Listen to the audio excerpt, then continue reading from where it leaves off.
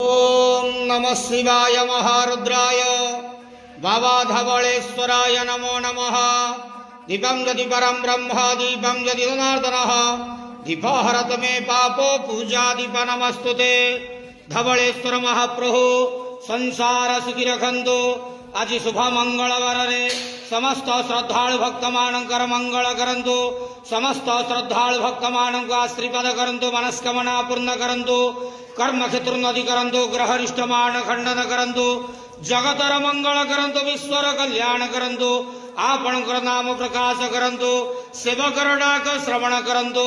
समस्त गुआवसा भक्त मानकर मनस्कामना पूर्ण करंतु। बाबा धवलेश्वराय नमो नमः। संसार सुखी रखंतु आनंद गेवार हरि बोलो। आज शुभ मंगलवार रे समस्त श्रद्धालु भक्त मानकर मंगल करंतु आनंद गेवार हरि बोलो। ओम नमः शिवाय।